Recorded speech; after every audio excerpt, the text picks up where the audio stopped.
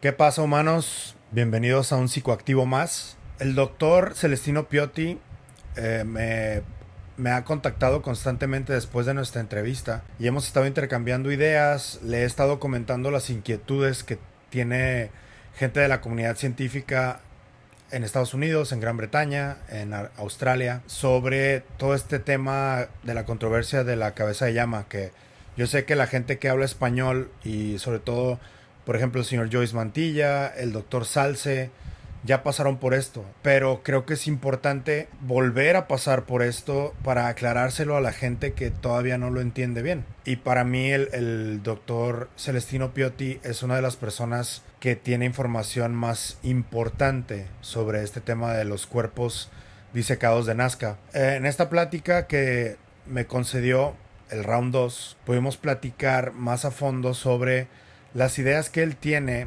entre las diferenciaciones que encontró con María y Montserrat, que son los cuerpos que son más humanoides, más que se parecen a nosotros. Y lo que él platicó me parece muy interesante. Cree él, y lo que encontró, nos mostró algunas piezas de otros tipos de cráneos que muestran que hay una diferencia de clase social entre María y entre Montserrat. Para él María era al parecer de una clase trabajadora o que incluso comía diferente, tiene más desgaste en la dentadura, cosas muy interesantes que creo que vale la pena platicar. Y también me habló porque él cree que no es posible que se haya modificado el cráneo de estos dos seres como estas personas de la comunidad científica de habla inglesa lo mencionan, porque ellos piensan que se descubrieron 5 tendones en la tridactilia, que esto para ellos quiere decir que se removieron 2 dedos. El doctor Piotti dice que no, él no piensa que haya sido así. Y también hablan de esta modificación que en la cultura de Nazca, la elongación de los cráneos era algo común. El doctor Piotti piensa que no es el caso. Él explica por qué. Él explica que en ese tiempo había un tipo de anarquismo genético por la época en la que estaban el ser humano y otros seres que estaban en ese entonces. Piensa que es algo natural y lo más interesante, creo yo, de toda esta plática es sobre los seres de 60 centímetros. Nos explicó con los dibujos que nos mandó, los ángulos que tomó y la razón por las que él piensa que estos seres son descendientes de nosotros. Están más evolucionados cranealmente que nosotros, pero son nuestros descendientes. Nos explica con santo y seña, enseñando los dibujos y los diagramas que hizo. Dentro de la plática, los primeros 40 minutos, él me platica un poco más de contexto, de evolución y de por qué ha llegado a estas conclusiones. No hablamos tanto de las momias en los primeros 40 minutos más o menos, y ya después nos metemos más en materia, pero creo que era necesario para él explicarnos el contexto de todo, de por qué empezó a explicar esto, por qué empezó a estudiarlo y por qué terminó ya un libro que pronto va a ser publicado. Entonces, esperemos que les guste la plática. Si les gusta el contenido que están viendo, por favor, denle los pulgares arriba, suscríbanse, píquenle a la campanita para que les salga una notificación del nuevo video. Compartan, comenten, por favor. Lo que quieran comentar es bienvenido. Por favor, sean respetuosos. El maestro y doctor Celestino Piotti ya está cercano a los 80 años, entonces las mediciones que hace y todo no son con tecnología, pero son mediciones exactas que le siguieron repitiendo y le siguieron repitiendo, y creo que vale la pena escuchar ya más detalladamente cómo es que llegó a estas conclusiones. Si quieren apoyar al canal de alguna otra manera, dejé 2 links ahí abajo para donaciones que son siempre bienvenidas y agradecidas. Hay una de PayPal y otra de Buy Me a Coffee. Y también pueden darnos super stickers por medio de YouTube, también están activados. Todo eso es bienvenido, todo eso va a ser utilizado para volver a invertir para el canal. Quiero seguir invirtiendo en inteligencia artificial. Esta plática la vamos a traducir con inteligencia artificial. Esperemos que sea hoy, si no durante la semana. pero por ahora les dejo esta plática con el doctor Celestino Piotti, antropólogo físico médico de la Universidad de Córdoba en Argentina. Él inventó esa carrera en la Universidad de Córdoba en Argentina y sus libros los pueden encontrar tanto en su Instagram como en su página web, que voy a dejar en la descripción de abajo, para que vean los libros que hizo. Quiero explicar también que los libros que hace él no gana dinero de sus libros, porque dentro de la comunidad médica argentina, él es tan importante y lo que él hace, el trabajo que él hace es tan importante que los libros que publica se van directamente a las universidades de Argentina. Y es un aporte que él hace para la Escuela de Medicina de Argentina, específicamente para la carrera que él fundó, que es Antropología Física Médica. Entonces, sin más por el momento, les agradezco mucho por su atención y les dejo al doctor Celestino Piotti el segundo round. ¿Qué pasa, humanos? Bienvenidos a un episodio nuevo de Psicoactivo.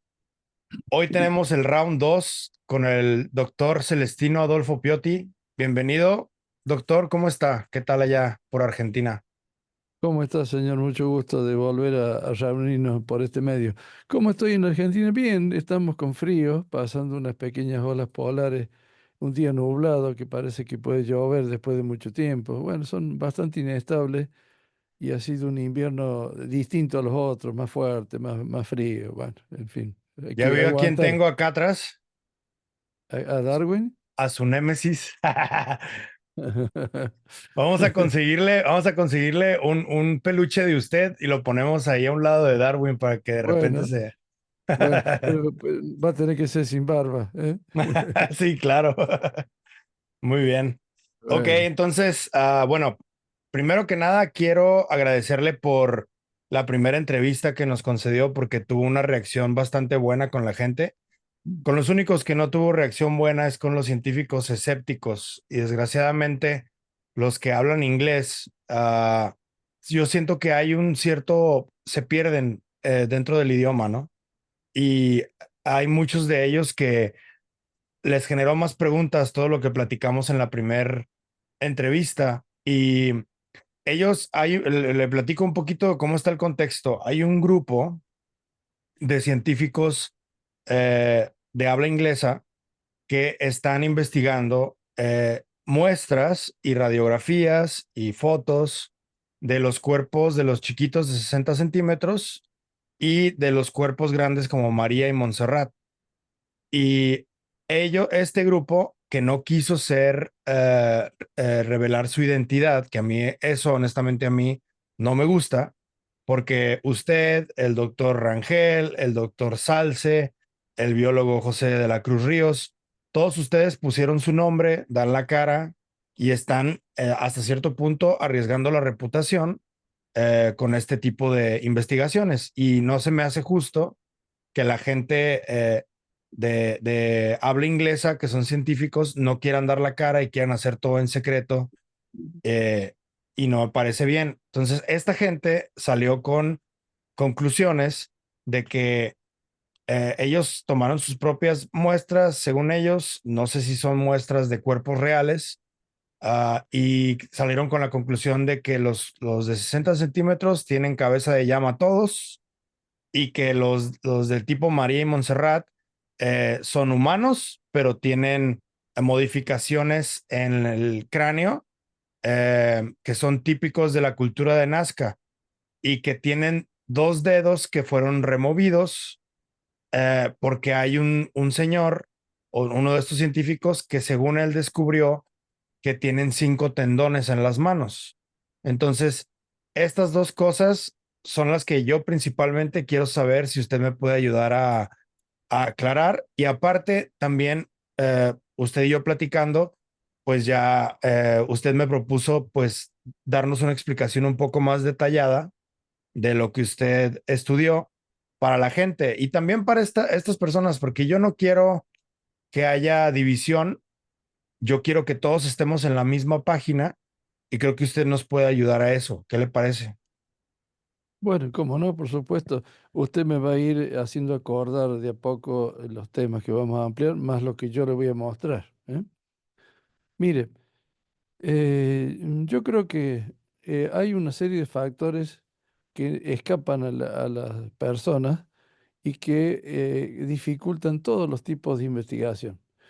En la época antigua, cuando apareció la Sociedad de Antropología de París con Broca, que lo fundó en 1860, 50, existía el problema de que había muy poca comunicación entre los países y se demoraba muy mucho en enterarse de todos los adelantos que se producían. Acá es al revés.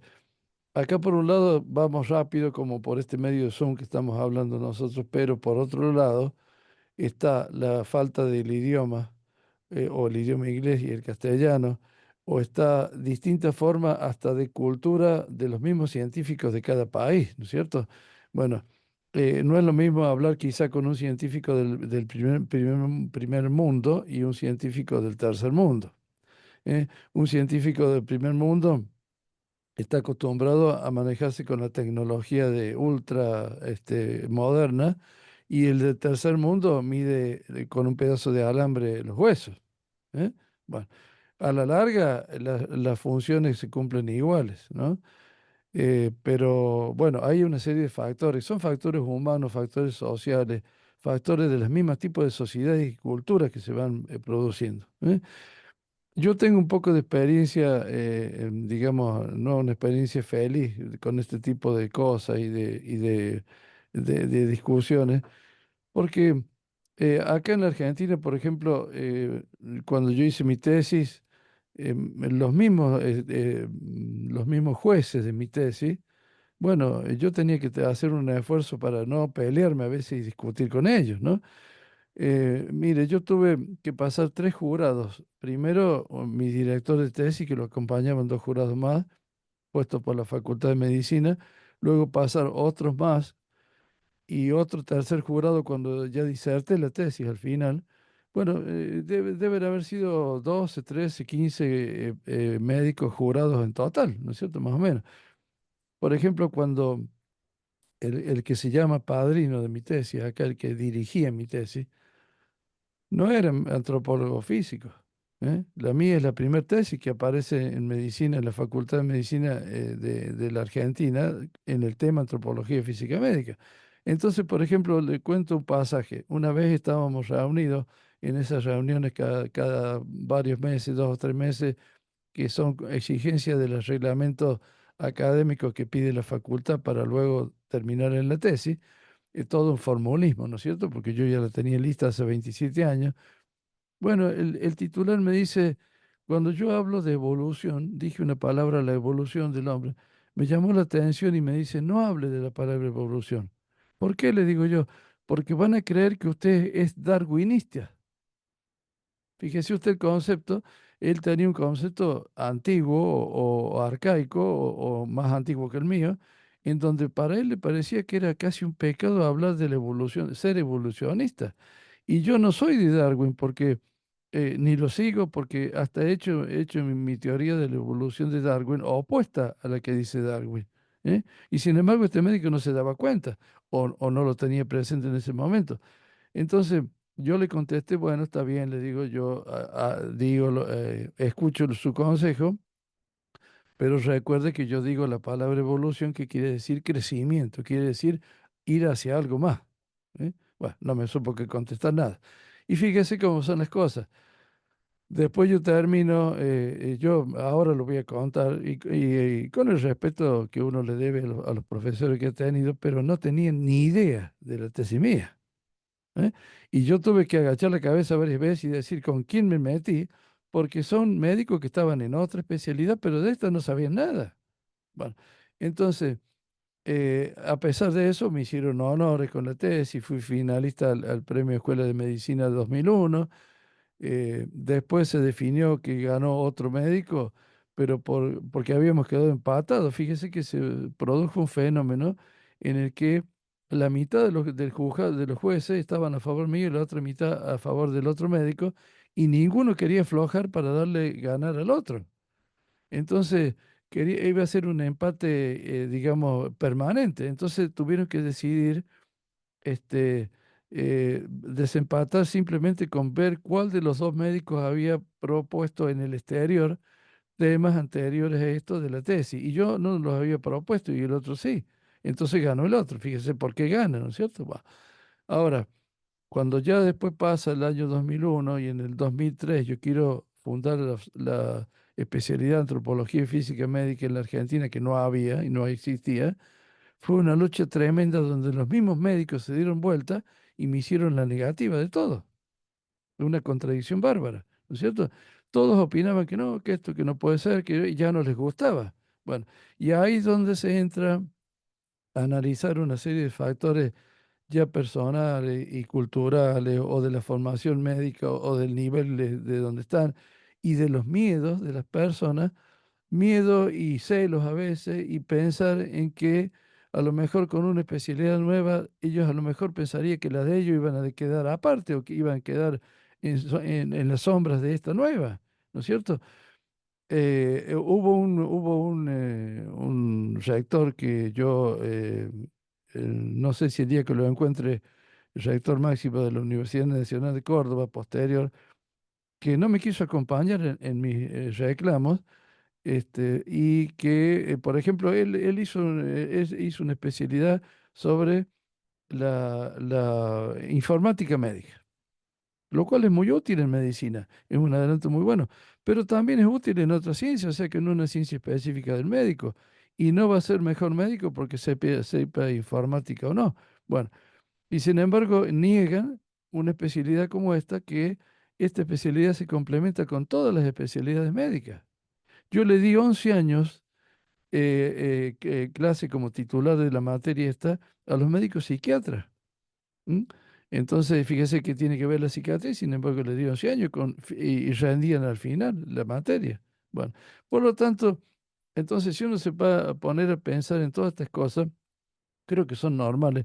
Yo las he vivido en un mundo en donde, en una universidad que es una de las principales universidades, por no decir la mejor del país, una de las primeras, el orgullo argentino es la Universidad Nacional de Córdoba, pero lamentablemente no todas las personas que la manejan en todos sus tiempos están con el pensamiento puramente científico, sino muchas veces político, y están defendiendo puestos y que de la parte científica a lo mejor no tenían que estar ahí, entonces la parte política sí les permite. Y por otro lado, ellos, digamos, mucha gente, en vez de estudiar toda la vida, lo cual cuesta muy mucho y hay que tener mucha voluntad y quitarse una serie de privaciones de otras cosas para poder estudiar, mucha gente se recibe y en vez de estudiar, se paran en un lugar de la facultad y están permanentemente parados haciendo presencia nomás ante los profesores, entonces pasan los años y después cuando se jubila el profesor, dice, ¿a quién ponemos? Y pongamos a fulano porque este señor ha estado 30 años parado acá, por lo menos viendo, ¿no? Entonces así se crean los cargos que son simplemente políticos o de costumbre y que no siempre demuestran la capacidad científica de las personas. Y de ahí vienen las quejas después cuando nos va mal en la formación médica. ¿Me entiendes? Entonces, yo cuando veo estas cosas que van a pasar, imagínense, si a esto que yo le cuento lo ponemos en un contexto de estas momias, que es para mí uno de los hallazgos más importantes del siglo XX, siglo XXI, mucho más de los que yo he vivido en mi profesión, se van a producir una serie de discusiones y de desentendimientos entre los científicos que son normales y que llevan acarreado todo ese miedo, ese estrés que provocan, ese miedo a dejar a perder el lugar que ellos tienen o a dejar de que los consideren de una forma o de otra.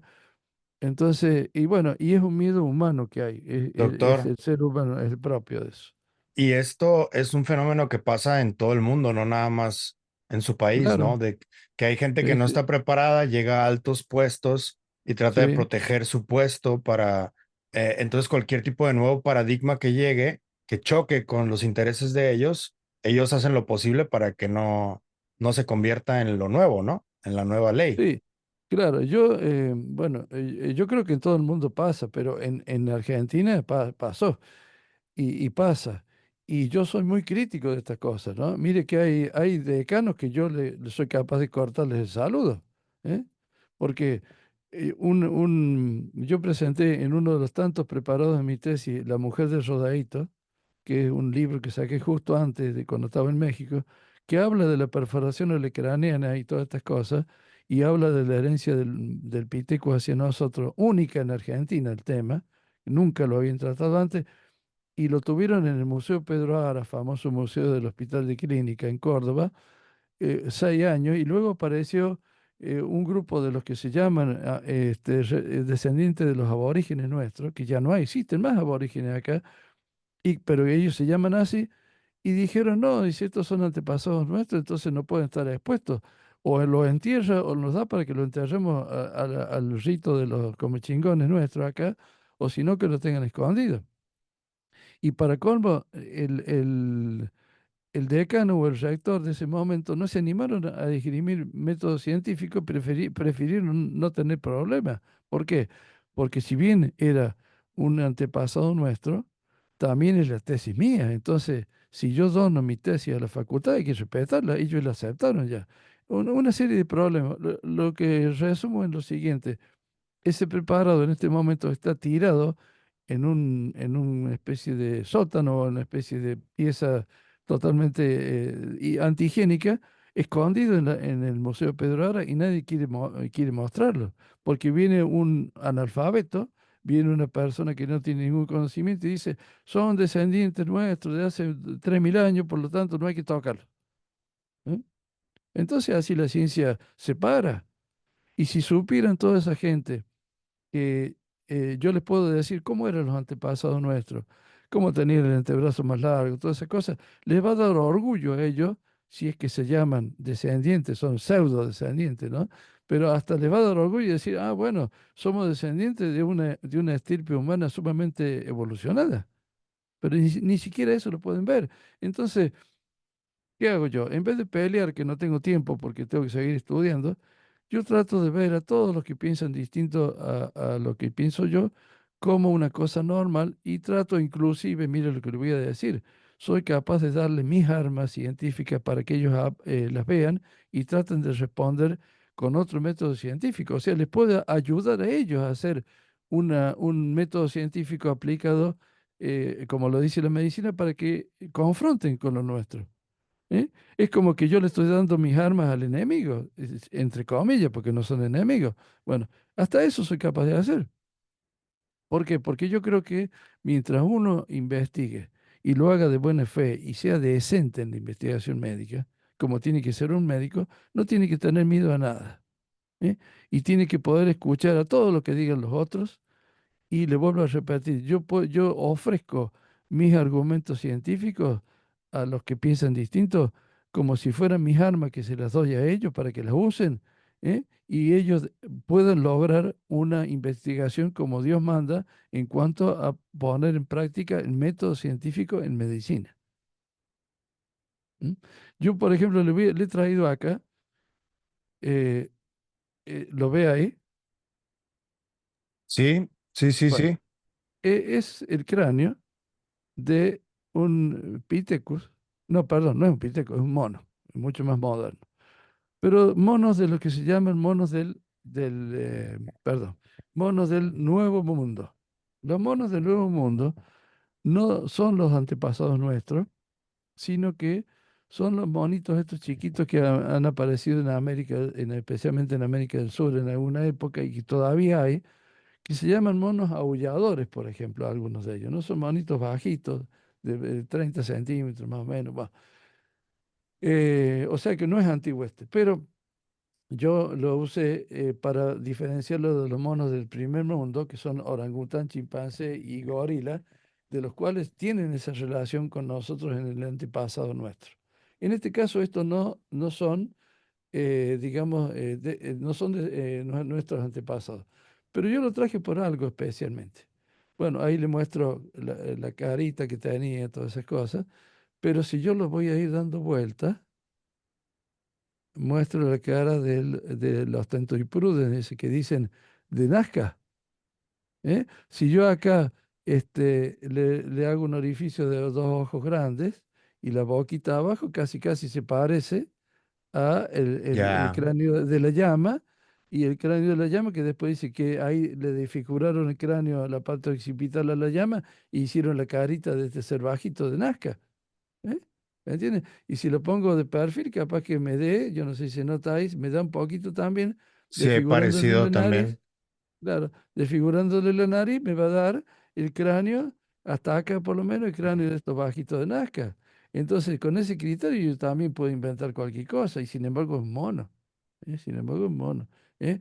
El agujero occipital, el foramen magnum acá, es de lado, ¿no? En el hombre está abajo, y en ello está de lado porque caminan en cuatro patas, pues como el perro, ¿no es cierto? Entonces la columna cervical va para acá. Entonces, si yo le vuelvo a repetir, ahí parece, yo ya le puedo hacer dos grandes ojos arriba y cerrar la boquita abajo, la nariz, y ponerle una boquita cerrada acá. Y yo también puedo decir que usaron un mono estos son monos aulladores de la zona del norte de la Argentina, de Chaco, límite con Paraguay, con Brasil. También puede haber en Perú, aún cercano, en la Amazonía peruana. Entonces, también puede decir que ahí inventaron en esa época, o ahora hicieron un fraude usando la cabeza del mono, ¿me entiendes? O sea que argumento hay para rato para inventar, pero para mí no es suficiente. ¿eh? Por eso cuando usted hablamos el otro video más corto, en donde salía la animación de cómo van trabajando la cabeza de la llama o de los camélidos para hacer estas momias de Nazca. Bueno, acá yo también les doy un elemento para que digan que también pueden hacerlo por esto. Sin embargo, yo no creo que sea así.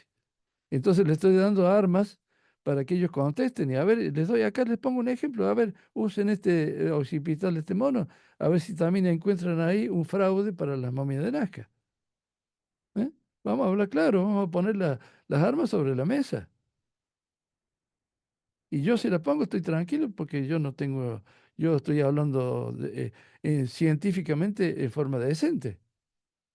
¿eh? Muy bien. Bueno, entonces esto yo lo traje especialmente como para, digamos, que el televidente tenga una idea, que no es cuestión de hablar. Con respecto a lo que se habla sobre esas proteínas que dice que han detectado, bueno, ¿y eso solo han detectado? ¿Y recién ahora? ¿Y cómo será? Yo en eso dejo un signo de pregunta porque, bueno, han presentado un estudio que diga, a ver, las proteínas estas, una electroforesis o como quieran usar ellos, para ver proteínas y aminoácidos y comparar con las llamas o con los camélidos. Y bueno, hay estudios que son más simples que un carbono 14, sin embargo, hasta ahí no más llegan. Pero mientras tanto, yo con lo que vamos a hablar ahora, cuando me ponga a hablar de las medidas de esta gente bajita, ¿y qué me van a decir ellos? ¿Será posible que de este cráneo, será posible que un cráneo de estos, yo después le pueda poner todas las medidas del hombre y me coincidan? ¿Usted cree que es fácil? La verdad es que no creo. Yo tampoco. ¿eh? A mí me han dado todas y para colmo, como yo les repetí, le dije aquella vez en la primera entrevista, no solo me dan medidas, digamos, parecidas, sino me dan medidas similares, una cercana a otra. ¿Usted cree que si yo mido por dentro un polígono de clase acá, haciendo de cuenta que la cara es esta, me va a dar la silla turca abajo, me va a dar la parte hormonal, la parte de equilibrio atrás, todas esas cosas, si está al revés el cráneo?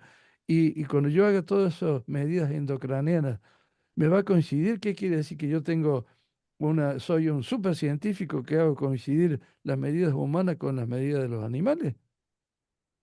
Yo creo que me parece también que, bueno, depende de la valentía de cada uno para hablar. ¿eh? Sí, aparte me parece, bueno, estos científicos que no quieren enseñar la cara, creo que ya de entrada por eso nada más eh, es complicado confiar en lo que ellos dicen porque, ah, como le había dicho yo, ya hay cerca de 50 científicos latinoamericanos que han puesto su nombre, han puesto la cara y que están haciendo un trabajo científico serio desde hace 7 años. Y estas personas son nuevas y están repitiendo muchas de las cosas que ya se hablaron en 2017 y 2018 y que ya se comprobaron que no son así. Pero Sí, eh, hablando con Joyce Mantilla, Joyce, yo le notaba cierta, eh, ¿cómo se dice? Frustración porque están repitiendo muchas cosas que ya él ya pasó, que ya explicó 20,000 veces y es desgraciadamente así como tiene que ser, porque eh, por el problema del idioma más que nada. Y pues ahorita apenas este año y aparte del año pasado apenas empezó a voltear la comunidad científica angloparlante. Entonces creo que va a tomar un poquito de tiempo, pero lo que estamos haciendo ahorita con usted creo que puede ayudar también bastante para despejar cosas. Mire, hagamos un poquito de historia para que no nos asustemos de lo que uno vive, porque fíjese, el ser humano tiene el problema de que como vive cierto tiempo, después de que se muere y luego viene una generación nueva, no se acuerda lo que pasó antes, ¿no es cierto? Y no lo sabe. Eh, Cuando se produce esta revolución de la antropología física médica en Francia, 1850, 60, cada vez que se descubría algo, demoraba meses en ser comunicado al resto de la sociedad científica, por la falta de comunicación rápida. Pero entonces quiere decir que mientras uno hacía las cosas bien, el otro las hacía mal.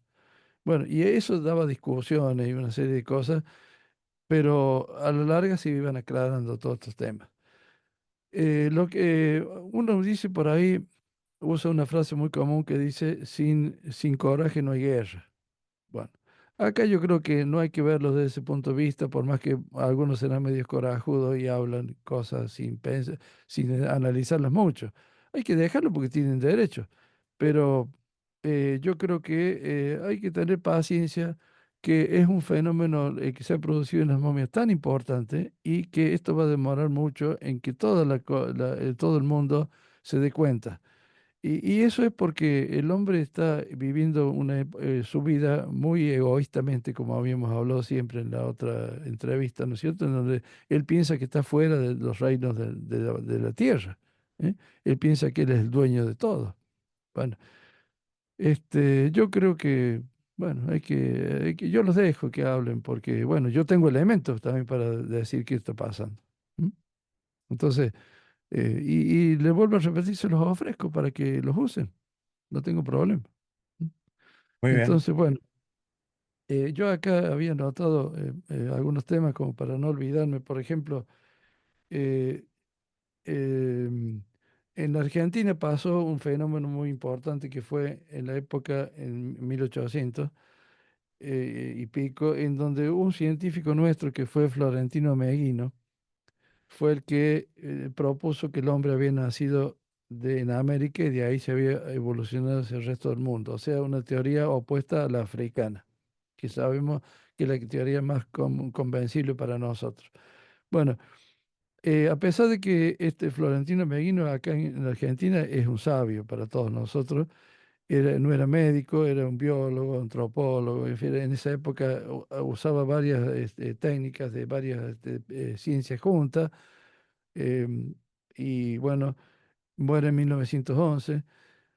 Se dice que inclusive se le echa en cara que vendía los fósiles que él encontraba, los vendía al exterior para tener plata para poder seguir investigando porque nadie lo apoyaba. ¿Eh? Bueno, lo cierto es que a pesar de todas las quejas y a pesar de que él quiere demostrar que el hombre nace por primera vez en América, en la Patagonia, a partir de un monito de 1 metro de estatura, el homúnculo patagónico. Bueno, después con los años se ven en ese cráneo, ese mono era una parte nomás del cráneo, se ven que no es cierto, sino que pertenecía a un aborigen ese cráneo. Entonces la teoría de él queda desechada y no se la tiene en cuenta. O sea, se cree que, entonces créeme, todos dicen que él no tenía razón en su teoría.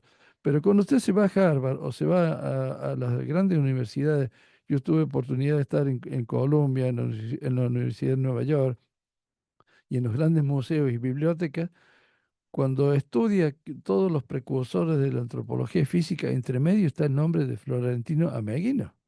Entonces, que a pesar de todos los errores que cometió, este individuo, que para nosotros es un orgullo, es el único que tuvimos aquí en la Argentina, está entre los mejores. ¿Y por qué? Porque la ciencia progresa no solo teniendo aciertos, sino teniendo errores también. Porque el error sirve como un escalón para que sobre ese error pise otro científico, lo modifique y evolucione la ciencia. Por lo tanto, Tanto en el caso, yo voy a hablar por primera vez de mí, tanto en mi caso, modestamente, lo que yo propongo en mis estudios, como los otros que están en el idioma inglés y que proponen cosas opuestas, aparentemente, o los que piensen distinto, todos estamos haciendo ciencia. Cada uno está poniendo un escalón más para que pise el otro ahí y trate de progresar en las cosas. La ciencia no se usa, la ciencia no se formó en base a aciertos, se formó en base a un montón de errores y de cosas que fueron equivocadas, porque eso es lo que da la discusión científica y la aplicación del método científico. Por lo tanto, yo quisiera que de la otra parte invitarlos a que propongan hacer esos escalones de propuesta científica para que valga para todo el mundo. ¿Eh? Y no que se reduzcan a decir, bueno, la proteína tal es parecida a la del otro, bueno, pero que siga algo más, porque eso es una cosa que es solo un signo que puede parecer. ¿Eh? Yo sobre eso no quiero opinar porque no sé qué método habrán hecho, pero a cambio de eso hay varios métodos que hasta ahora me van dando de que no es así. ¿Mm? Bueno, si usted quiere, yo creo que lo más importante que podemos hacer es empezar a hablar bien a hablar de estas momias y dejemos de lado toda esta gente que son parte de todos nosotros, porque todos somos seres imperfectos, ¿no es cierto? Sí, Entonces, démonos tiempo a todos a que vayamos encajando un poquito en la vida diaria nuestra, como para que, a ver a dónde va la humanidad nuestra en el futuro, ¿no es cierto? muy Entonces, bien. mientras tanto, sigamos hablando un poquito más de las momias. Por ejemplo, eh, yo cuando estudié a María y Montserrat, que lo hice por medio de radiografía o de esas tomografías a color que se van en movimiento, ¿no es cierto? Que las logré del internet y por momentos las que me mandaban era muy pesada para la computadora y me costaba abrirlo, pero abría una sí y otra no. Bueno, hice lo que pude. Pero vamos por ejemplo a la dentadura. Montserrat tiene una dentadura sumamente cuidada y no le faltan piezas dentarias. Y María tiene una dentadura opuesta, totalmente descuidada. Si yo me permite, yo voy a mostrarle un minuto. Bueno, resulta que en el caso de Montserrat, yo apliqué unos índices que es el índice alimentario que lleva mi nombre. ¿Por qué? Hay que hacer toda una pequeña historia médica de esto.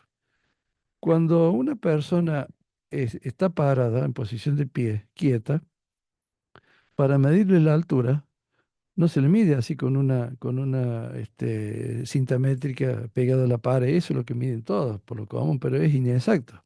¿Eh?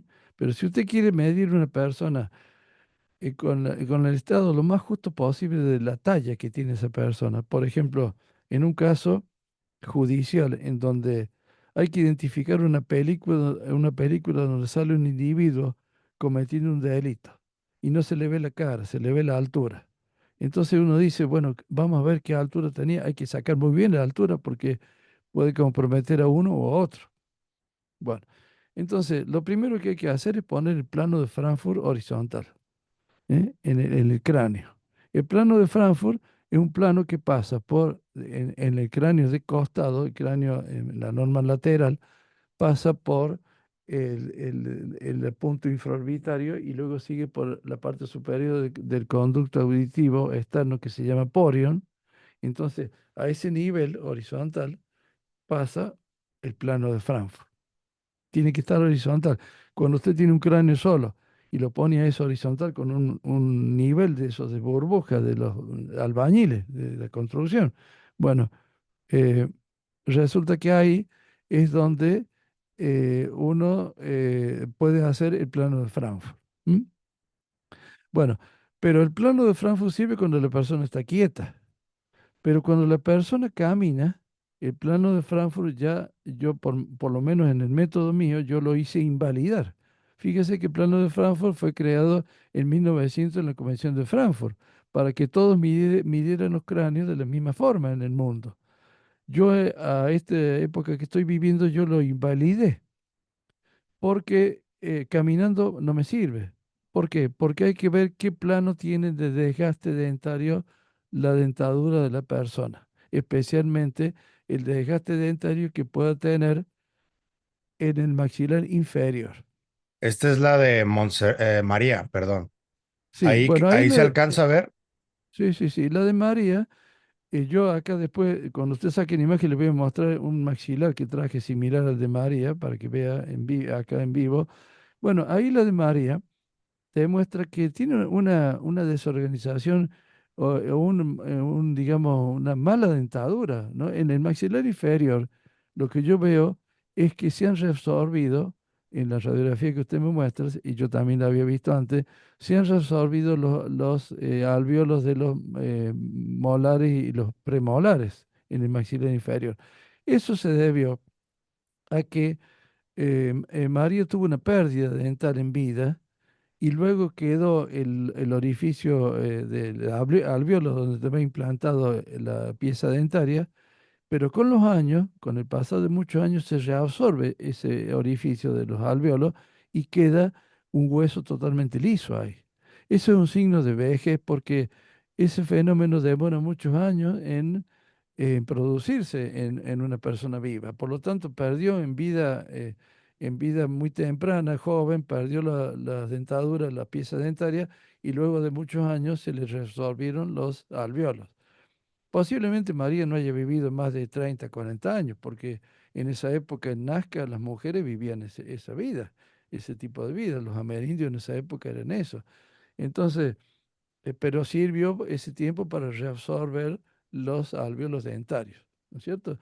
Entonces, ese es un signo ya de la evolución que ha tenido la dentadura de María, muy mal cuidada la dentadura de ella, posiblemente porque se le daba de comer mucho cereales, porque en esa época ya había sido abandonada la época nómade y era la época sedentaria, agricultor incipiente o agricultor ya más desarrollado, en donde en vez de cazar y alimentarse de proteínas, se alimentaban mucho de los cereales que iban ellos cosechando.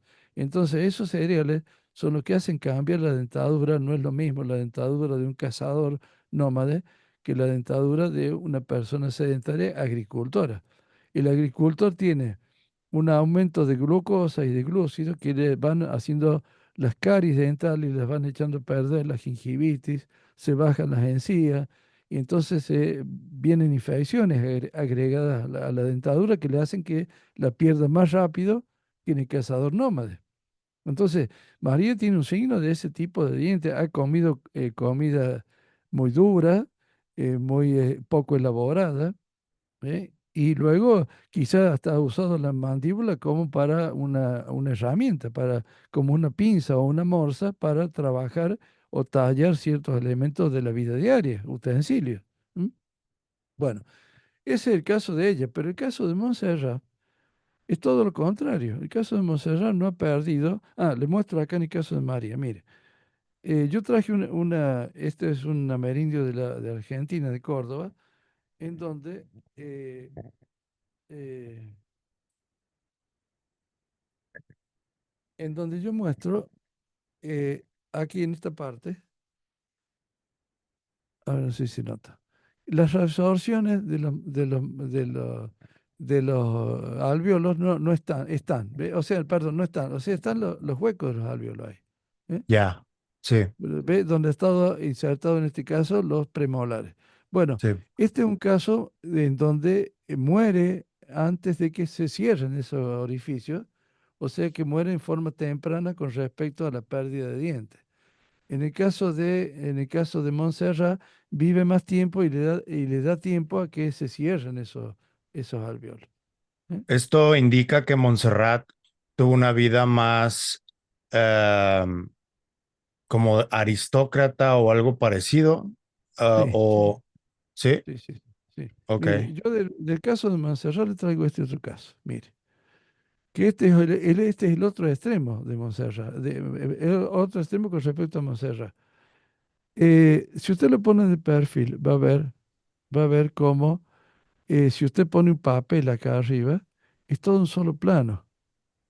horizontal. No están las cúpulas dentarias que sobresale una puntita para arriba, disculpe la expresión, y un valle intermedio que tienen los dientes cuando no han sido desgastados. En este caso es un individuo que usó su dentadura como pinza, entonces desgastó todo esto en un solo plano, rompió las cúpulas dentarias, pero lo hace de tal forma, y fíjese cómo es la supervivencia prehistórica, lo hace de tal forma que le va dando tiempo a que los dientes críen o desarrollen una dentina secundaria que se llama, que es esta que se ve acá, es esta que se ve acá, ¿eh?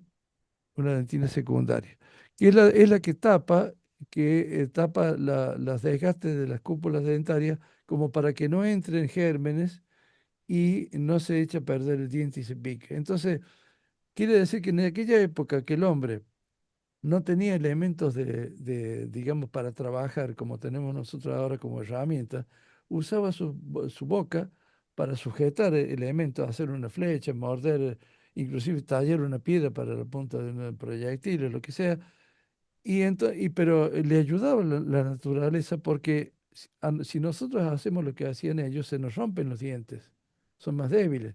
En cambio, en ellos, en vez de romperse, le daba tiempo al diente a que haga una dentina secundaria que selle el diente por arriba. Acá tengo otro ejemplo similar en donde, ve, fíjese cómo se ve el perfil de todos los dientes a la misma altura. Han sido Ya, gastados todos así a la misma altura y en donde también la dentina secundaria, que es más oscura arriba del diente, la parte más amarillenta oscura, es la que hace que se cierre toda la dentadura para que persista. ¿Eh? Bueno, pero el caso de Montserrat no llegó a este caso. ¿Por qué? Porque ella al comer comida elaborada blanda no logró desgastar de esta forma los dientes. O sea que ella tiene los dientes casi como los que los tenemos nosotros ahora, con todas las cúpulas de la parte masticatoria intactas. Bueno, eso demuestra que ha sido una persona cuidada, más joven, por supuesto, cuidada en donde no ha tenido sufrimiento, porque esto es un sufrimiento, a la larga uno tiene una buena dentadura, pero es un sufrimiento, digamos, vivir de esa forma, por lo menos para la gente de la época nuestra.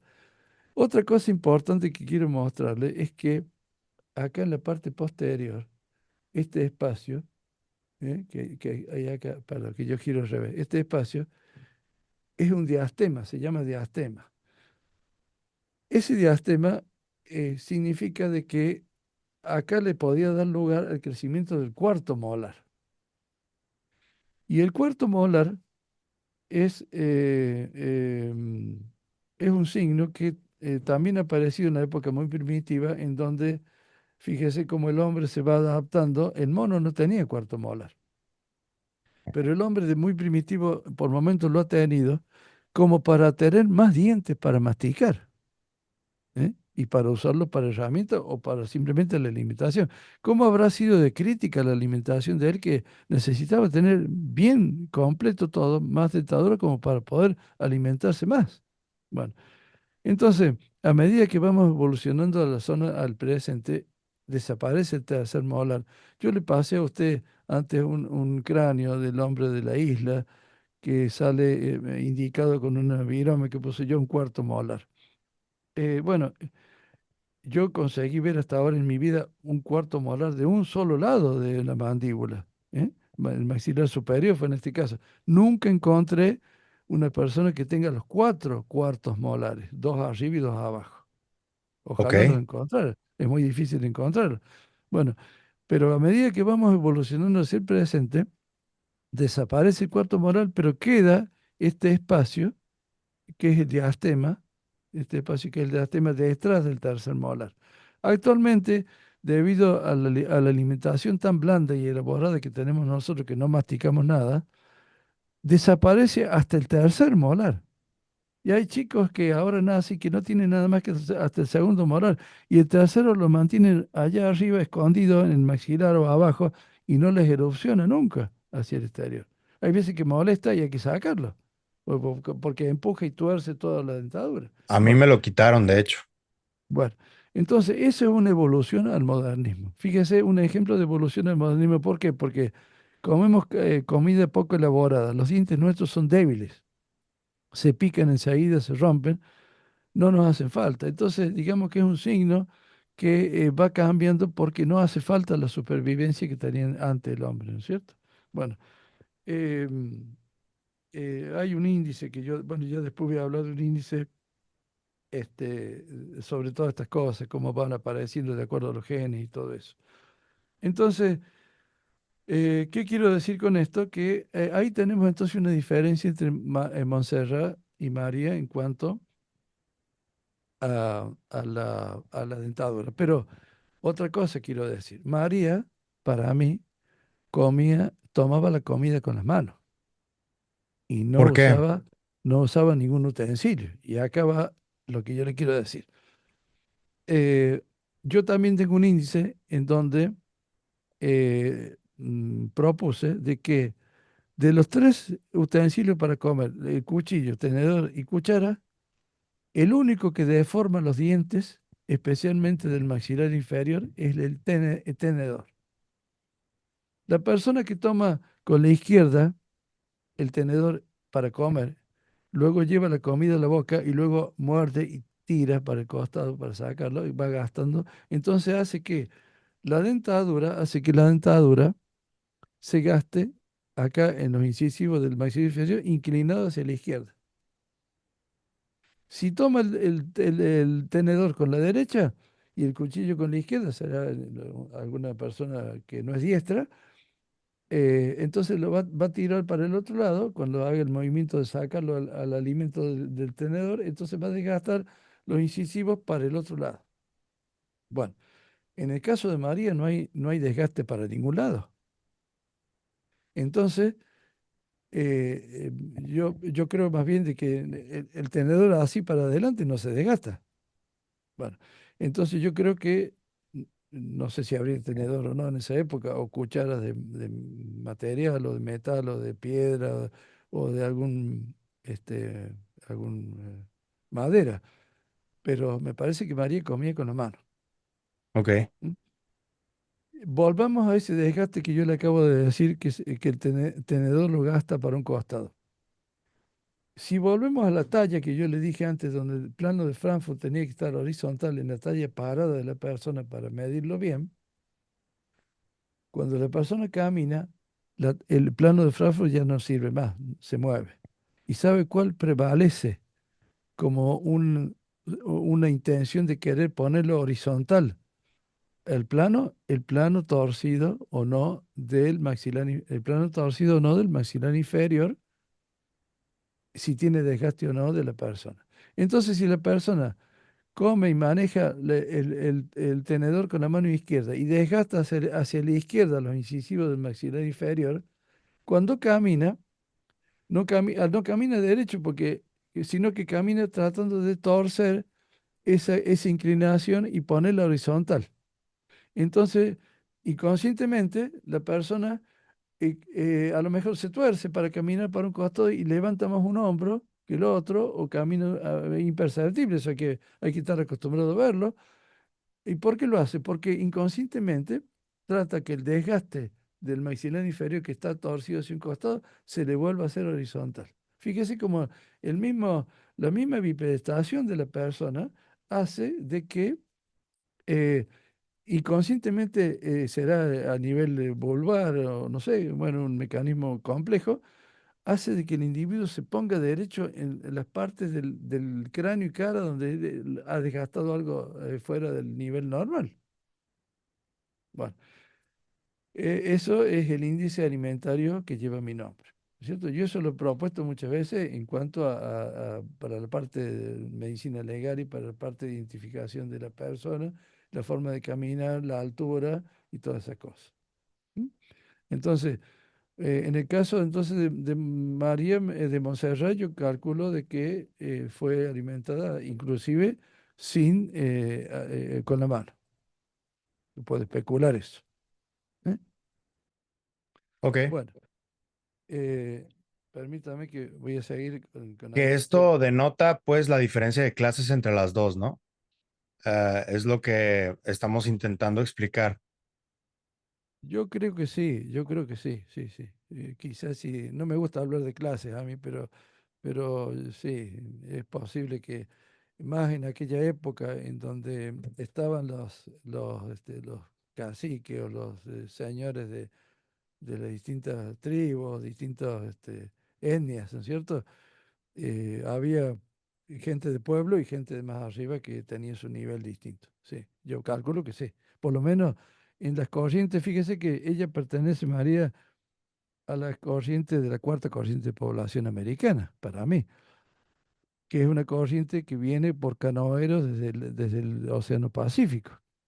Son las corrientes del poblamiento de las culturas superiores, de aztecas, mayas, incas, ¿no es cierto? Que fueron los últimos. Oiga, pero le quería preguntar algo específico a esto que me está diciendo, porque ah, hay varios de los científicos latinoamericanos que han dicho que los cráneos de María Montserrat, Sebastián y el otro niño son un 30% más grandes de los cráneos que había en ese entonces de humanos.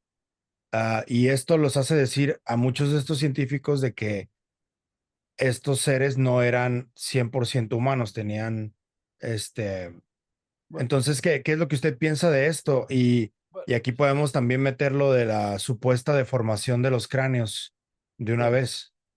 Sin duda que para mí, pero yo digo un poco lo mismo que ellos, pero por otro motivo.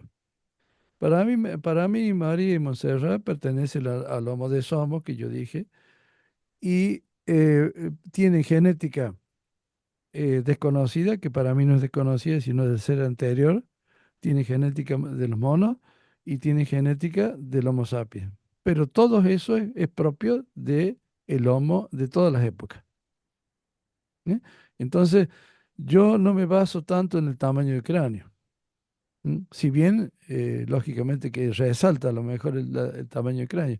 Por ejemplo, eh, si yo voy a ver el tamaño del cráneo de Montserrat o de María también, los tengo que catalogar. Primero habría que medirlo, pero sin medir, ¿no es cierto? Lo cual es un riesgo, pero sin medir, matemáticamente los podría catalogar dentro de los cráneos de los pámpidos, que son de la primer corriente de población americana que vinieron caminando por el estrecho de Bering y que son los únicos corrientes de población que hicieron ese tipo de migración por vía terrestre.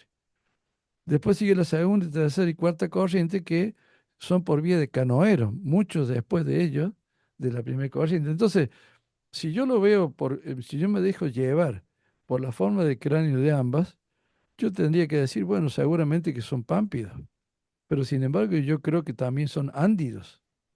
Los ándidos son braquicéfalos, ¿eh? Los ándidos son cabeza redonda, no son dólicocéfalos como cabeza alargada del pámpido. Sin embargo, ellos tienen un cráneo alargado, el pámpido. Bueno, para mí la explicación, yo doy la mía, respeto las otras, pero la mía es la siguiente, de que se dan en ese momento en Nazca o en Palpa o en la zona esa del desierto de Nazca, se dan ese fenómeno de despertar de genes dormidos del hombre, que ya tiene. ¿Eh? Y que por estar en un periodo de involución de la cadena evolutiva humana, no se da como se dieron en todas las otras especies humanas, sino se dan en forma anárquica, propia de todas las especies vivas, por lo menos conocidas en la Tierra, en donde cuando están por cambiar y evolucionar, se produce una anarquía porque hay un despertar de genes y de elementos hereditarios que normalmente están dormidos porque no hacían falta. ¿Mm?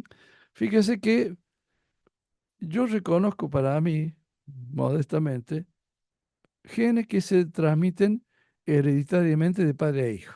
Son los genes activos, digamos. ¿Eh? Bueno. Después genes que son recesivos, que se transmiten en generaciones distantes. Después, para mí, hay otros genes que no se transmiten, nada más que una vez o dos, y en algunos casos determinados, y luego desaparecen para siempre. y otro tipo de genes que nunca se van a transmitir. Si acá vemos cuál les corresponde a María, y bueno, tiene los primeros, los segundos y los terceros. Tiene una mezcla de todo. Por ejemplo, el cuarto molar sería una forma de transmitir genes por pocas veces y que luego desaparezca. Porque no todos tuvieron eso, y entonces la transmisión se hace, no es recesivo, es más que recesivo. Aparece con el tiempo anárquicamente y a lo mejor cuando aparece ya no se usa más. ¿Eh? Entonces, no solo eso, sino, por ejemplo, también podemos especular con el aumento de los bastones de la retina de los ojos, que en la época primitiva eran de mayor cantidad de bastones en la retina que los conos, porque los bastones son para la visión nocturna y los conos son para la visión diurna, y los conos están en el fondo de la retina y los bastones están a los costados de la retina. Por eso cuando usted mira de noche hacia adelante, ve una lucecita, la ve mejor con los costados del ojo que con el frente del ojo, porque los bastones están a los costados. Bueno, se especula que también en época prehistórica el hombre tenía un mayor desarrollo, cantidad de bastones más para poder ver más un poquito más en la oscuridad que antes. Bueno, esas cosas que luego se van transmitiendo y van evolucionando, también serían esos tipos de genes que aparecen una vez y luego no aparecen más también, ¿no es cierto? ¿Eh? Bueno, y hay otros más también de todo eso. La piel oscura, la piel blanca. Yo creo que dije antes una vez que una persona en África tenía la piel negra porque había mucho sol, pero si esa persona va y se va a vivir a Alaska, donde hay poco sol y mucho frío, y sus descendientes van a seguir siendo de piel negra. ¿Eh? Bueno, esos son genes que, digamos, ya no sirven, han aparecido y bueno, luego se mantienen a veces, ¿no es cierto? Yo acá tengo anotado varios ejemplos de lo mismo, de todo esto. Ahora, eh, volviendo al tema del cráneo de María y de Montserrat, para mí se da la anarquía explicable. Porque antes de desaparecer para mí, o los últimos rastros del Homo, de la era del hombre, se han producido una serie de anarquía. Por ejemplo, si Montserrat le sacáramos un 30%, usted vaya diciéndome si se acuerda, si lo dije la otra vez, porque por ahí no recuerdo y se me mezclan si hablé o no hablé, yo para no repetir cosas. Por ejemplo, si a María le sacamos el 30% del volumen craneano, se parece a un piteco o a un mono, porque tiene una cabeza muy grande. La evolución dice que el cráneo crece y la cabeza se achica. Eso es la ley del hombre. Y en el mono es al revés, el cráneo se achica y se agranda la cabeza. ¿Eh? De los impedimentos de caminar erguido del mono fue que pesaba mucho la cabeza para adelante. Bueno, entonces, eh, eh, una cosa que tampoco entiendo por ahí cuando dicen que le han medido los volúmenes craneanos a las momias, a lo mejor tienen algún método sofisticado o algún método informático para medir el volumen craneano. Para mí, que yo soy médico de Argentina, que acostumbrado a medir a la antigua las cosas, para mí la forma más simple y segura de medir un cráneo, el volumen, que es muy difícil porque adentro es todo irregular, es llenarlo con municiones el cráneo, tapar todos los orificios para que no salga ninguno para afuera, llenarlo bien hasta arriba, luego vaciarlo en un bols que tenga las mediciones y ver qué volumen tiene. Bueno, ese es el método antiguo, que yo lo sigo usando porque es más seguro. Entonces, para mí, y medir el volumen de la cara es casi imposible para mí. Por eso yo escucho por ahí a algunas personas que le dicen, bueno, no digo nada, bueno, está bien, si lo logro medir, yo por ahí no me animo porque yo sé que le voy a errar. ¿Eh? Entonces, eh, le vuelvo a decir, el hecho de que sea de cráneo más grande es porque para mí se ha producido una anarquía en donde María y Montserrat deberían tener cráneo grande y cabeza chica. Por ejemplo, Montserrat tiene la glabela, en la parte de acá se llama glabela, muy difusa, huidiza, propia de la mujer. El hombre la tiene más marcado, junto con los arcos superciliares del hombre son más marcados que en la mujer. Pero entonces tiene la glabela chica, quiere decir que los senos frontales son chiquitos de María, de Montserrat, pero tiene grandes senos maxilares. ¿Por qué tiene grandes senos maxilares? Porque tiene una cara grande y porque la cara va creciendo anárquicamente. Quizá le habrían influenciado hasta en la voz que ella tiene, la resonancia de la voz, ¿no es cierto? Bueno, eh, entonces para mí yo lo veo así de esa forma. Son épocas humanas en donde se da esa anarquía genética que no coinciden las cosas. ¿M? Entonces si yo me dejo llevar por lo que tiene que ser en lo clásico, sí, hay algo raro, no puede ser. ¿Eh? El ser humano no es así normalmente. ¿Mm? Eh, a ver, estoy tratando de no olvidarme nada de estas cosas. Por ejemplo, María caminaba bien erguida, no ha tenido problemas en cuanto a su forma de caminar, o sea, el cuerpo, la forma de estado de pie.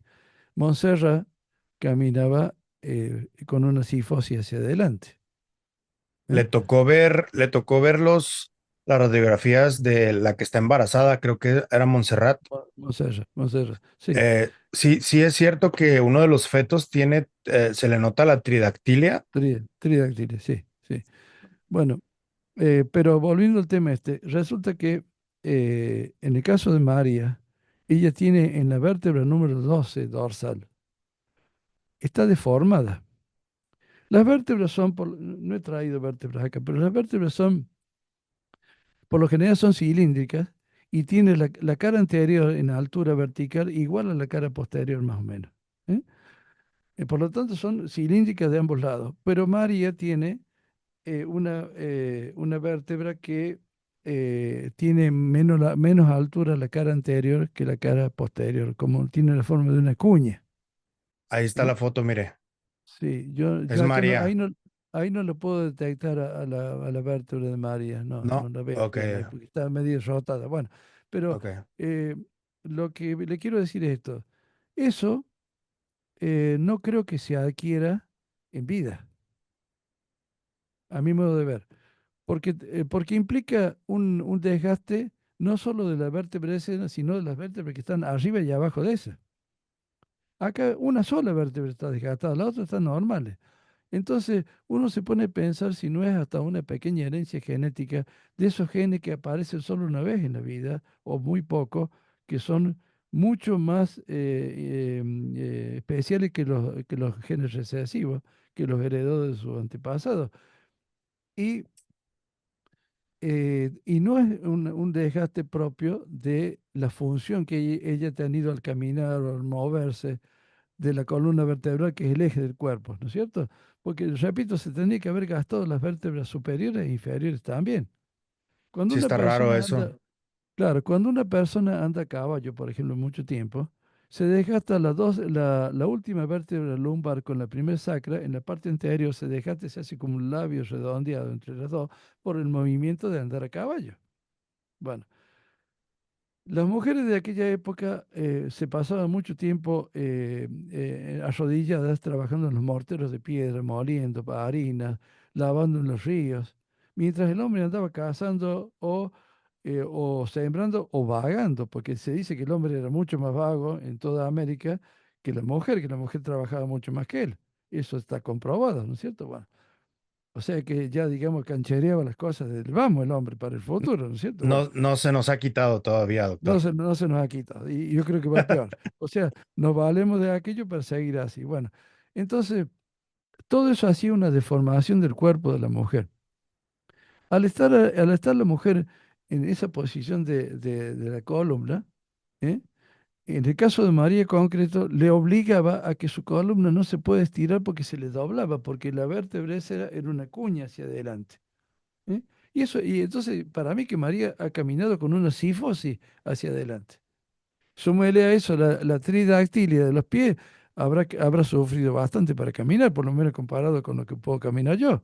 Bueno, Entonces, le cuento una pequeña historia. Hace 8 millones de años existió un mono que fue encontrado en la zona de la Toscana, ahí en Europa, de 1 metro de altura, que se llamó, muy famoso, se llamó Oreopithecus bambolii, que era un mono que no tiene nada que ver con la evolución humana. Pero en su momento le vieron tantas cosas en el esqueleto que apareció en una mina de carbón y estaba medio que petrificado en el carbón de hulla, del carbón mineral. Bueno, le encontraron tantos similitudes con el ser humano que hasta Juan XXIII, el Papa, se interesó por él creyendo que era un antecesor nuestro. ¿Y por qué se interesó por eso?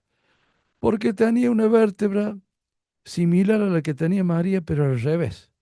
Él tenía, en vez de tener la cara anterior más desgastada como María, tenía desgastada la cara posterior. O sea, que era una cuña pero puesta al revés que María. ¿Y qué hacía? Lo hacía que se pusiera erguido, totalmente derecho, y que no tuviera más remedio que caminar en dos patas. Pero no porque tuviera la bipedestación propia del hombre, sino porque esa cuña lo obligaba a que no se podía doblar para adelante. ¿Se da cuenta? Entonces, son fenómenos que ya se vieron. No me vengan a decir cosas raras, no me vengan a decir, bueno, cada cual ve lo que puede, ojalá vea más cada día, pero yo tengo argumentos como para contar estas cosas para que las personas que escuchen, bueno, piensen lo que estamos viendo. Son cosas que ya pasaron. Entonces, eh, ese sería otro ejemplo. En cambio, Montserrat no, Montserrat caminaba derecho. ¿Eh? Otra cosa, si María ha tenido una vida más dura, porque seguramente que ha sido así, cuando la mujer está arrodillada, la tracción de los músculos sobre las piernas, sobre el fémur, sobre la tibia, peroné, acuérdense que los músculos están insertados en los huesos por improntas, no solo tendones, sino improntas, que son rugosidades del mismo hueso donde se pegan los músculos, ahí en los tendones, en la parte no contráctil del músculo, sino en los extremos, en la aponeurosis y todo ese tejido de sostén que hace que se adhiera el músculo al hueso. Entonces, en esa posición y al levantar, imagínense al levantar los morteros de piedra portátiles de esa época.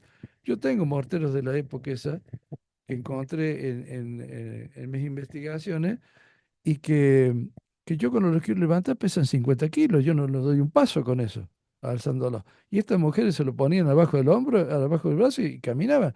Bueno, todo eso provoca en los huesos un aumento de las rugosidades del hueso, porque se tensa tanto el músculo sobre el hueso que hace que la unión con el hueso sea más sólida, para que aguante los pesos. Además, los huesos se tuercen a través de la vida y se van rotando, se van deformando. Y sin embargo, yo en María no lo veo, pero en Montserrat tampoco lo veo. Esa es otra cosa que me llama la atención. Los huesos de Montserrat, no veo un hueso que haya sido, digamos, traccionado por trabajos de ese tipo. ¿Se da cuenta? O sea que hay una mezcla de sí y no dentro de los cuerpos. ¿Eh?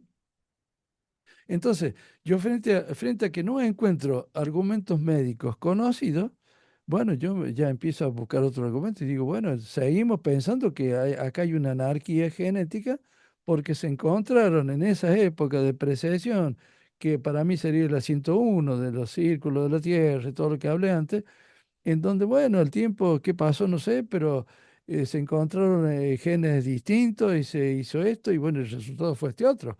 Una anarquía antes de involucionar. ¿Eh? Ok, muy Bueno, bien. Le quería preguntar sobre, antes de que continúe con eso, nada más para que pueda continuar. Hay un científico que dice que descubrió 5 tendones y que hay, eh, sí, que se removieron dos dedos, ya que después de muertos los cuerpos, ah, y que esto se descubrió en María específicamente. ¿A usted le tocó ver algún indicio de eso con lo que pudo ver de María? no, O, yo tengo sinceramente que decir que yo no busqué ese tema, ¿no es cierto? ahí hay que hablar un poco, porque si se le ha cercenado, si se ha cortado un dedo y queda el tendón, bueno, lógicamente hay un tendón y un músculo que ya no trabajan, entonces están de más y ahí podemos decir, bueno, si está el músculo, también ha estado el miembro que movía. Ahora habrá que ver, eso habría que hacer una, mira, lo más fácil que no sé si lo van a querer hacer una disección y ver si está el tendón y si está el músculo y a dónde va. Y y también puede ser de que se produce ese fenómeno a lo largo de mucho tiempo en la evolución genética de todo esto y y el músculo y el tendón se van reabsorbiendo, se van retrayendo, se van atrofiando. Bueno, no, yo no quiero hablar algo de lo que yo no vi porque estamos hablando al vicio. Y prefiero guardar las palabras para cuando valga la pena. Eso me hace acordar una cosa. Yo escuché vi la filmación donde sale el señora Chirica viendo en una fluoroscopía de las manos, esas grandes, y sale un médico especialista en manos que habla y dice que para él, si bien a lo mejor, yo lo que entendí, que a lo mejor si el carbono 14 daba una antigüedad mayor, para él serían manos más modernas porque mantienen ciertos tendones, ciertas partes blandas que ya para más edad se tienen que desaparecer, algo así entendí yo. Por lo tanto, él creía que las manos podían ser más modernas en cuanto a eso. Bueno, con respecto a eso, yo yo me puse a pensar, a razonar en mi parte, y yo dije, a ver, sin ni avalar ni criticar lo que dice el otro médico, porque tengo que por ética médica respetar, ¿no? Pero las partes blandas se mantienen en el cuerpo y más sobre los huesos, de acuerdo a los tipos de enterratorio que hay, de acuerdo a cómo es la tierra, no solo el tiempo, sino el tipo de enterratorio, el lugar del hecho que le llaman en medicina legal, ¿no es cierto? Dónde fueron inhumadas, bajo qué circunstancias. Y aquí entra a tallar mucho la famosa diatomea, porque la diatomea, que es un fósil marino de los fitoplancton de la época del Cretáceo, no sé, muy antigua. Bueno, que luego los sedimentos han dejado ese polvillo que con el tiempo se va solidificando y forma grandes rocas, ¿no es cierto? Que ahora si uno las muele vuelve a obtener el polvo de diatomea. Bueno, eh, si yo veo eso, tengo que decir, por ejemplo, analizar que en Nazca, para mí que en Nazca, en la superficie que hay, tengo entendido, si no me equivoco, que pertenece a la era cuaternaria final, o sea, al Pleistoceno, que el Pleistoceno es antes de los 10.000 años. A los 10.000 años en América del Sur, más o menos, varía un poquito, a los 10.000 años cambia al Holoceno, que es el terreno actual, y para atrás, más de 10 12.000 años, fue lo que se llama el fin de la era cuaternaria, que es el Pleistoceno, parte final.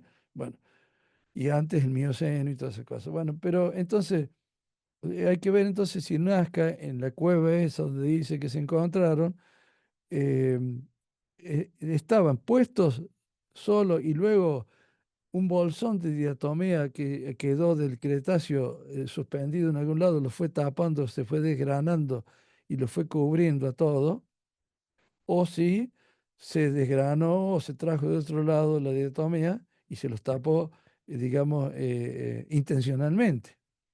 Y acá ya tenemos que hacer una diferenciación.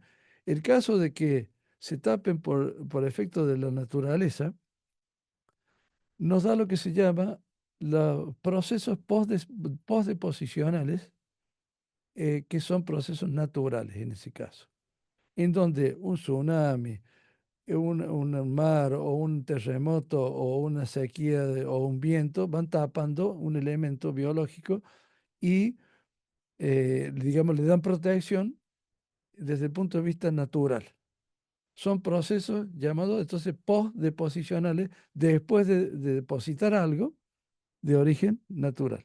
Pero hay otros procesos que son procesos postdeposicionales culturales, que esos son, digamos, otro índice que yo inventé, digamos así, ¿no es cierto? Bueno, y que yo lo inventé por necesidad, y le explico por qué.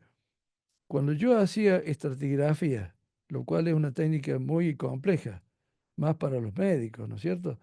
Compleja de ir estudiando las capas geológicas en donde está depositado un hueso humano y de ahí ver qué antigüedad tiene, hacer una datación, aunque sea relativa, para ver cuándo murió. Yo me encontraba con que los que estaban en la capa cercana al Holoceno, o sea, terreno actual, digamos, en la capa más fértil que hay ahora, muchas veces estaban tapados con elementos, digamos, escombros y elementos que había tirado la gente arriba para taparlos más o para depositar, tirar basura y en serie de cosas. Entonces, cuando yo los databa, me daba mal, porque no me daba una datación natural, sino más la basura. Me daba una datación que no era real para mí, la antigüedad de cuando murió la persona. Entonces yo tuve que dividir. Hice la capa contemporánea superficial de Pioti, que yo le puse nombre a esa capa de basura contemporánea que tira el ser humano ahora y que aumente el espesor de la capa más superficial sobre la que nosotros caminamos, que se llama Holoceno actualmente.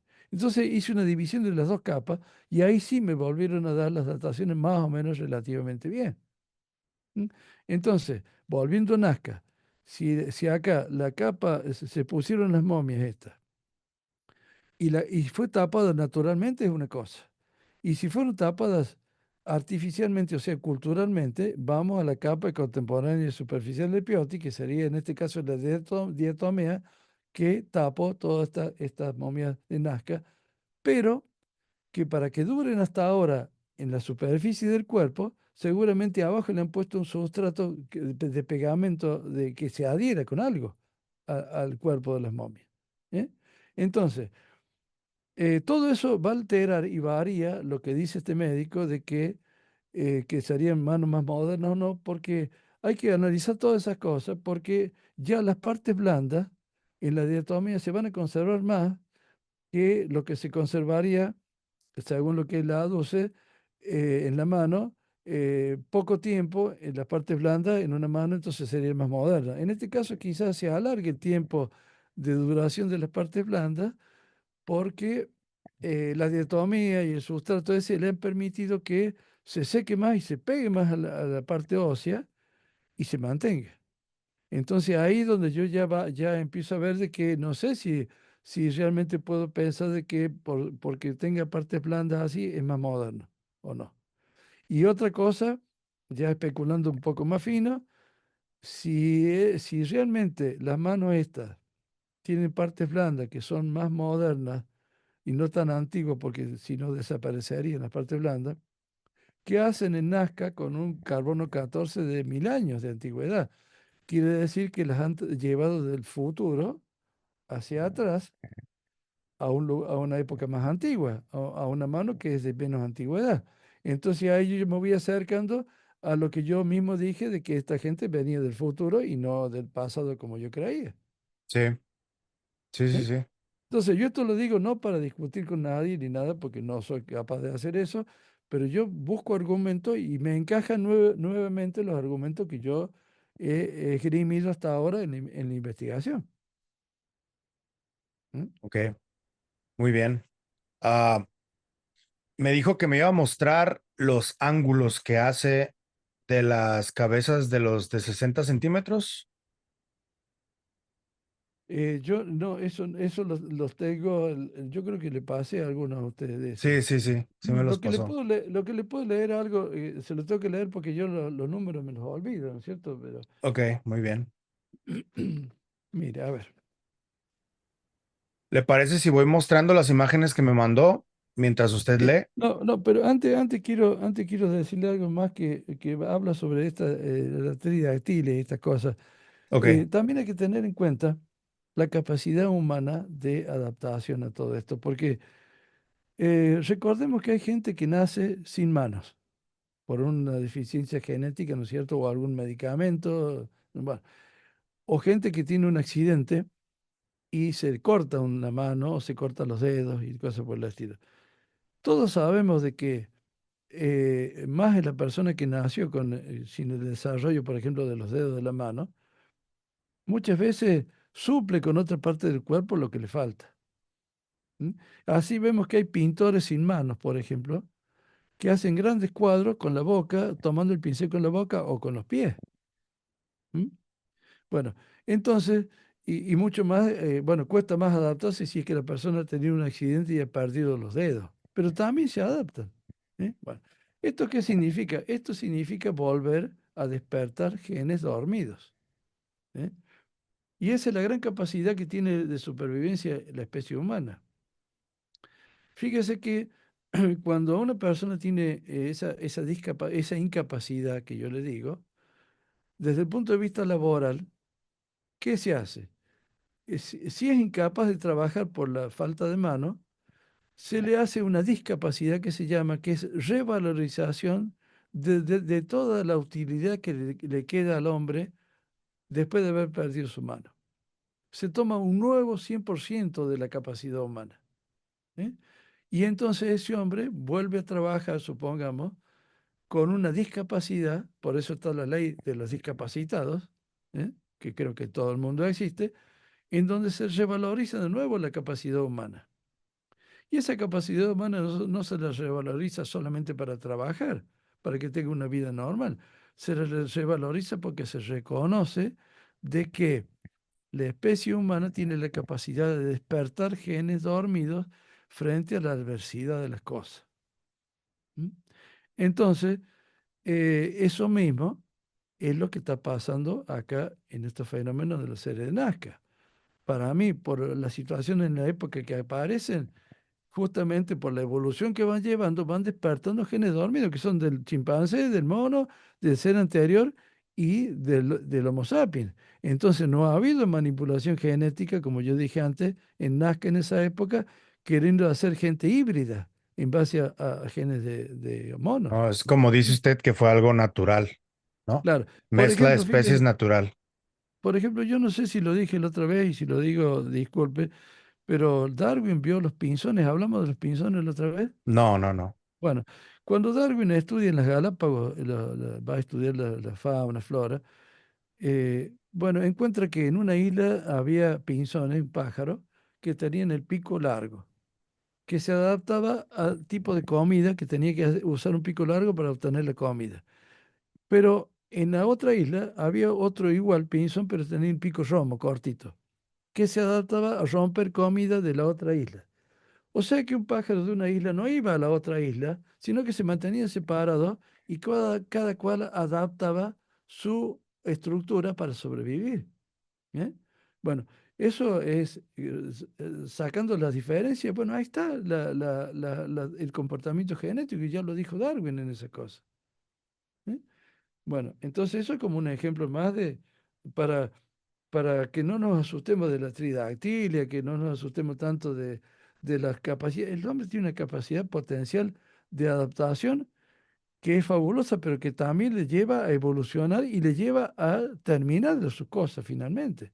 Como dijimos que la evolución no solo es para bien, sino es para cambiar a otra especie. ¿Eh? Bueno, entonces, a ver, ¿qué eh, Si quiere que ponga oh, las imágenes mientras lee. bueno, bueno, cómo Sí, no. ok. Sí. Ahí está. Bueno, este polígono de Class, vamos, es un polígono antiguo se usa en craniometría en el hombre. Tiene de la izquierda, va de la glabela que está arriba de la frente hasta la parte posterior del cráneo, en donde está o la parte más larga del cráneo. No, hay cambio a otro, ese es distinto.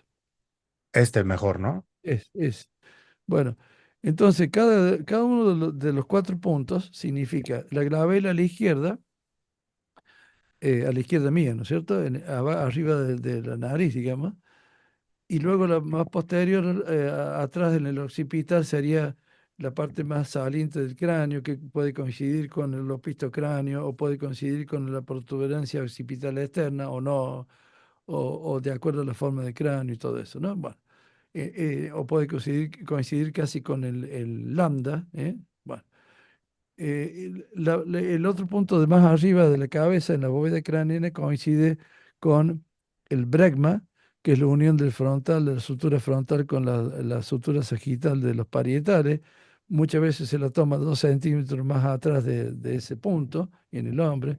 Y la más abajo, que está en el cuello, digamos, sería el punto basion o basión, que es en el agujero occipital o foramen magnum, es el punto anterior del borde, el borde anterior del agujero occipital. Bueno, ahí sería el otro punto de referencia. Entonces se hace el polígono ese y luego se divide el cráneo en 4 partes. En este caso se puede dividir en más en cuanto a que haya necesidad o no.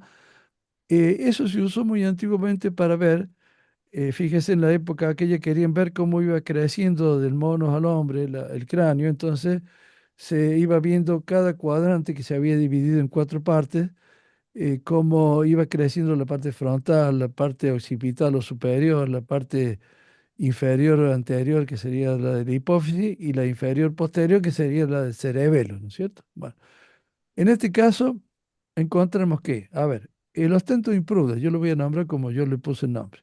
Sí, El cuadrante de la frente este es de muy aquí. chico. Claro, el triángulo de la frente es muy chico, este triángulo, lo cual demuestra que hay un poco desarrollo del lóbulo frontal con todo lo que significa eso en cuanto a sentimiento, ideación, pensamiento, como nosotros, ¿no es cierto? Bueno, por eso yo digo que en vez de pensar, en vez de sentir mucho, mira, digo yo. ¿Mm? Bueno, el que sigue más hacia atrás, ¿Este de acá eh, el que o está este? arriba, arriba de la Este. bóveda craneana, el Ok. triángulo que sigue posterior al otro, Sí, este, digamos que es el que más se desarrolla en él, que es digamos, más desarrollo de todo tipo desarrollo de la potencial cerebral, ¿no es cierto? Fíjese que si lo comparo con el caso de Montserrat y María, Montserrat, por ejemplo, tiene la parte anterior del polígono de Class que representa un cráneo bajo, ¿eh? Un ipsicráneo, un cráneo bajo. Pero la parte posterior es un cráneo alto. O sea que es un cráneo que tiene 2 componentes que normalmente no se encuentran juntos en el cráneo humano. En este caso parece lo mismo. La parte esta de arriba de la bóveda del cráneo ha crecido muy mucho para atrás. Bueno, después tenemos la parte posterior inferior del cuello para atrás. Ese triángulo demuestra que hay un sentido de posiblemente el cerebelo muy desarrollado ahí en su parte, ¿no es cierto? También el sistema de la glándula pineal, el sistema interhemisférico, todas las ideaciones especiales del cerebro. Bueno, y el triángulo anterior-inferior nos habla de una amplitud grande como para que exista una actividad hormonal dado por la hipófisis bastante desarrollado también. ¿Eh? ok. Bueno, eso ahí, esa es letra mía, que yo pongo polígono de clase y voy diciendo arriba menos, más, de acuerdo a cómo ha ido desarrollándose. La parte menos desarrollada está en la parte frontal. Ok. Pero acuérdese que no se desarrolla la parte frontal, pero hacia los costados de este ser, crece hacia los costados. Y para mí que, yo eso no lo he podido ver, porque eso hay que verlo personalmente, para mí que la fosa cigomática acá de los costados desaparece, sino que digamos que se dilata hacia afuera para dar más cavidad al área frontal. O sea que también hay que pensar que crece para los costados un poquito. ¿Eh? Ok. Ahí está una sutura craneana en el hombre, que es el terion, que para mí que en este ser, en una de esas, si ha crecido hacia los costados, quiero especular que en una de esas no lo tenga esa sutura craneana. No existe. ¿Eh? Ok. Bueno, Muy bien. Ah, aquí arriba, ¿qué dice? En el Porque este es el polígono de Clash, ¿no? Sí. Pero aquí en esta otra imagen, que no alcancé a leer qué es lo que dice aquí arriba, en sus apuntes. Ay, no los traje acá. Bueno, ¿O qué significan estas líneas que están dibujadas con números? sí. Bueno, ahí el de abajo, el de arriba es para ver, digamos, el crecimiento del cráneo, que es la forma como va de la vela a la parte más saliente del cráneo. El que está vertical es, digamos, la altura para ver si es camecéfalo, braquicéfalo, no, camecéfalo o de altura de la bóveda craneana. ¿Eh?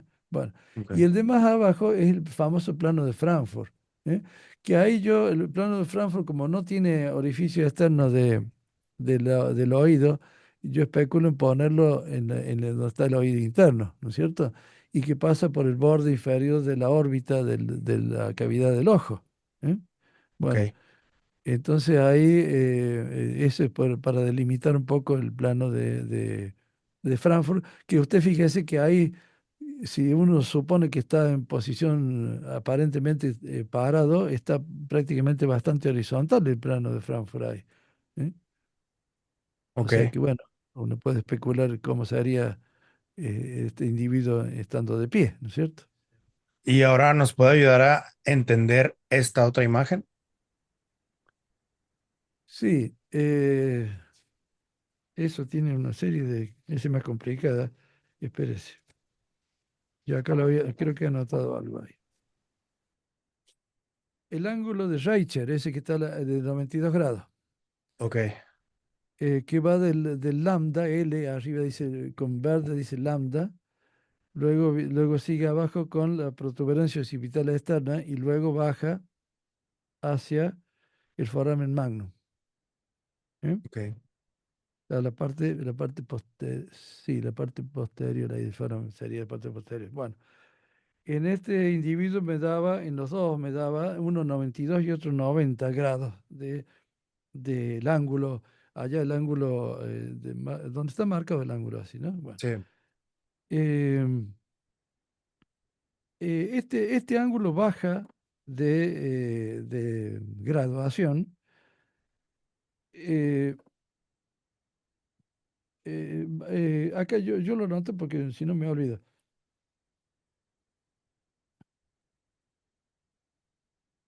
Baja, el ángulo de 92 grados va bajando a medida que aumenta el crecimiento del cráneo en la parte occipital. O sea, cuanto más cantidad de superficie craneana del occipital tiene, el ángulo va bajando.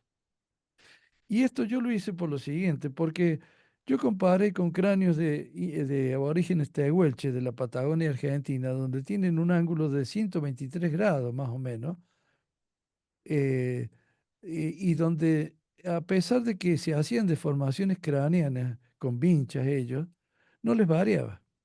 ¿M?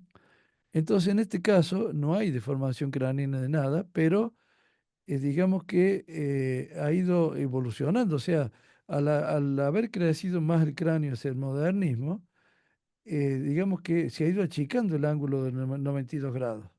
¿M? El de nosotros, ¿cómo está? ¿A qué grado tiene? Y está un poquito más un poquito menos de los Patagones, 123 grados. Eso no lo traje acá, porque eso yo los tenía anotado en el libro, sale todas esas cosas, ¿no? Ok, Eso entonces ahí ya le lo, entendí por qué dice que estos son del futuro, porque este todavía está más chico, llega a claro, 92 grados. claro. Y yo le voy a decir que este individuo que estamos viendo ahora, el Ostentoimprude, tiene un cráneo evolucionado y una cara evolucionada, aunque no nos guste. Primero por estos ángulos que yo le muestro, ¿no es cierto? Segundo que, a ver, ¿hay otro? No leo ahí bien. Bueno, pero antes que me olvide, si pasamos de la parte posterior a la parte anterior, a lo que es la cara, y yo no lo tengo acá, no se lo he mandado, pero yo le puedo sacar el plano el plano y los ángulos de Camper, que se llama. ¿Eh?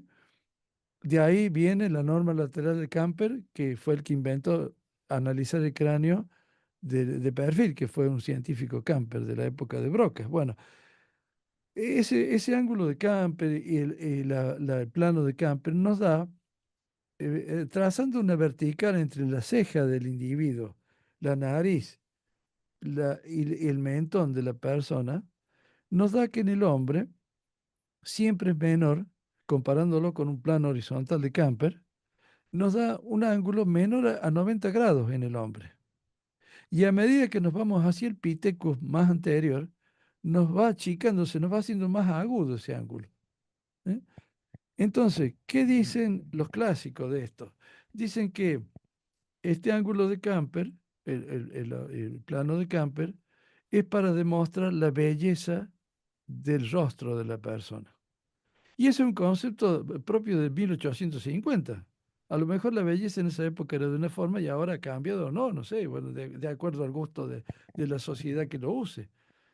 Pero quiero decir lo siguiente, en estos seres, los Tentriprude, este que estamos viendo, me da más de 90 grados a mí.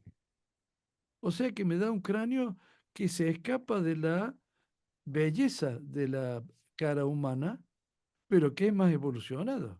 O sea, es un cráneo más feo, una cara más fea, pero que evoluciona más de los 90 grados. O sea que estamos en presencia de una cara evolucionada y es acorde con un cráneo evolucionado. ¿Eh? Yo eso se lo digo para que vea justamente lo que llama la atención, el concepto de belleza en el que se hace cuando se estudia el cuerpo de la evolución humana. El hombre siempre tiene una belleza que está indicada por un plano de Camper de menos de 90 grados. Y en este caso pasa los 90 grados. ¿Mm?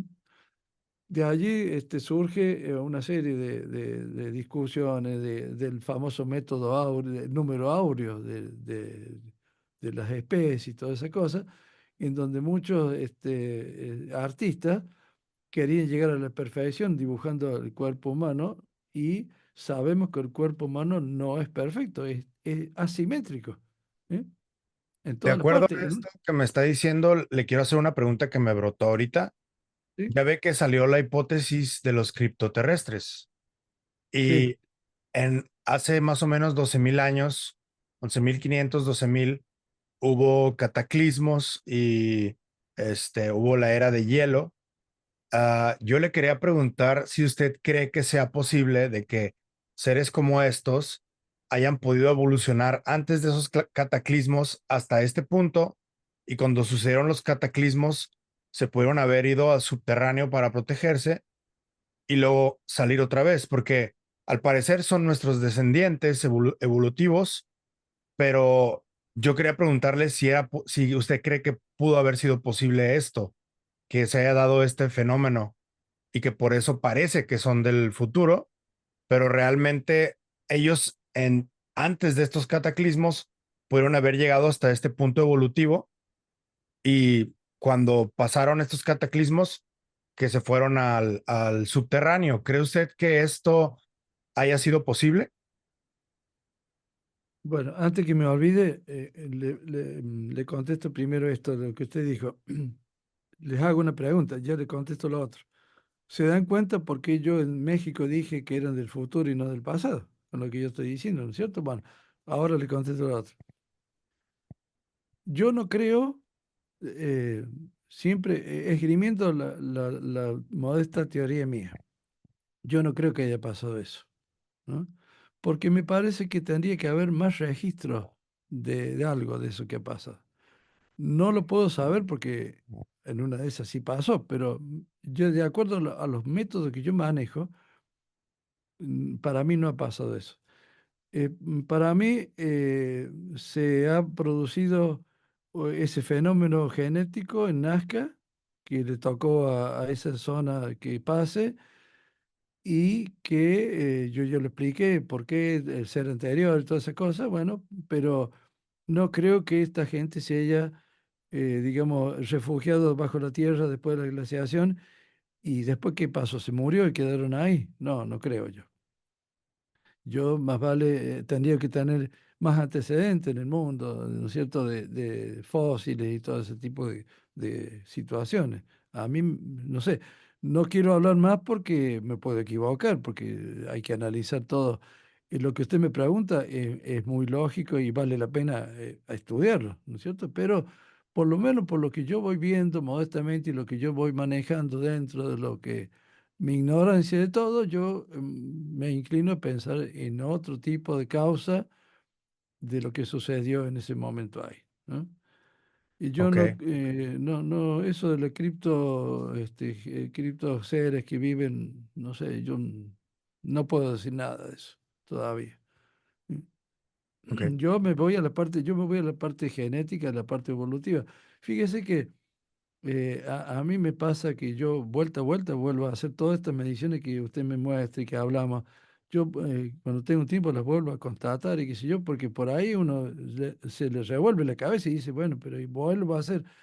Y a mí me va dando todo como que hay una lógica que en ciencia no existe, pero que hay una lógica, llámele científica, en donde está todo como encadenado, está todo como que una cosa va después de otra y que no sería tan difícil pensar las cosas como las trato de plantear yo. ¿Mm? muy bien. Am, ok, creo que hasta ahora estamos bastante claros. Platíqueme si quiere agregar algunas otras cosas antes de ir cerrando la plática. Bueno, les quiero mostrar algo de por qué yo he traído los huesos acá para que las personas que escuchen. Es- eh, si usted puede sacar la imagen que tiene usted de la radiografía. Bueno, Listo. esto, esto es un húmero, ¿eh? Ok, Muy antiguo. Acá estaría el hombro, la cabeza del húmero, y acá está la perforación olecraniana. ¿Eh? Está la fosa olecraniana, pero está perforada. ¿Mm? Esto era propio del Pithecus, que lo hereda en mayor parte la mujer, en la proporción. Ese es el tema de mi tesis. Bueno, ¿por qué? Porque acá tenemos el antebrazo, el cúbito, con el olecranión, y esto se articula así, ¿eh? ya, Y ese sería el codo. Es que me cuesta enfocar a mí. Ese sería el codo, ¿eh? sí, Bueno, entonces, en el mono, cuando dejaba de caminar, el gorila deja de caminar en dos patas y cae hacia adelante, se apoya en los brazos y los brazos tienen que trabar el olecranon en la fosa olecraniana que está perforada y hace un codo sumamente fuerte. ¿Eh? Bueno, esto fue en la mujer. Esta es la herencia del mono hacia la mujer. El ser anterior, para mí, ha tenido este otro tipo de húmero en donde está la fosa olecraniana, pero no está perforada. ¿Eh? ok. Entonces, cuando acá el, entra el codo, el olecranon, entra, pero llega hasta cierto punto y se frena. Entonces, yo le propongo a todas las personas que me escuchen, busquen en su familia mujeres, o busquen en películas, o busquen, ¿saben dónde los he visto yo? En esos torneos de artes marciales mixtas donde pelean mujeres. Y hacen tomas y se hacen tomas de lucha libre y todo eso. Muchas veces a la mujer, a ver, me pongo para que poderme ver, muchas veces a la mujer cuando estira el brazo no queda horizontal, sino que esta parte se va más allá, se hace Ah, sí obtuso lo he la cosa. visto. Yo conozco bien de artes marciales mixtas, escribo sobre eso, entonces sé Bueno, perfectamente de lo que está hablando. y hay mujeres que, sobre todo las que son delgadas, que tienen poca desarrollo muscular, cuando estiran el brazo no queda horizontal, sino que cae el antebrazo y queda como quebrado para atrás, para abajo. Sí, Hay alguna que se lo nota bien.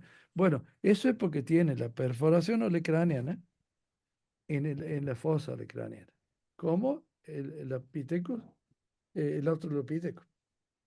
Herencia de él. La herencia de la falta de perforación es aportada por ese ser anterior que yo le digo. Esas fueron la propuesta de mi tesis para tratar de explicar todas estas cosas. El hombre cuando estira el brazo, por lo general, ni siquiera llega, si tiene mucha musculatura, ni siquiera llega a la horizontal de todo el brazo, ¿eh? Sino que queda hasta un poco más semiflexionado, ¿no es cierto? Un poquito más agudo el ángulo. Bueno, esa es la forma de ver este tipo de cosas, ¿no es cierto? Y lo que no traje porque lo tengo en una caja de vidrio y era muy grande traerlo, bueno, eso va acompañado con el tipo de sacro, hipovasal, el del mono, e hipervasal, que es más grande, del ser anterior. ¿Eh?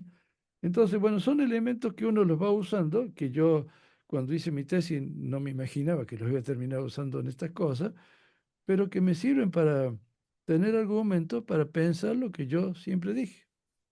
Y le soy sincero que por ahí digo, no, voy a hacer un esfuerzo, voy a borrar todo, empezar de nuevo y quiero, ojalá llegue a una conclusión que sea parecida a la que dicen los otros y me dan las mismas. Entonces, bueno, yo por eso los ofrezco humildemente de lo que yo logré, pero a mí me encajan todos los eslabones y todos los engranajes de la especie humana hacia terminar en estos seres que yo le vuelvo a repetir lo que ya he dicho antes, que bueno, lo vuelvo a repetir, para mí son los que tienen que nacer en el futuro cuando la especie nuestra desaparezca. ¿Mm? Es que Ya ya sé, ya sé lo que está pensando, estamos ya sé hablando de lo que está. ciencia ficción, maestro. Bueno, bueno, Estamos ya hablando de sé ciencia ficción. bueno, pero acá está, La acá prueba. está el puntero de la ciencia ficción, ¿me entiendes?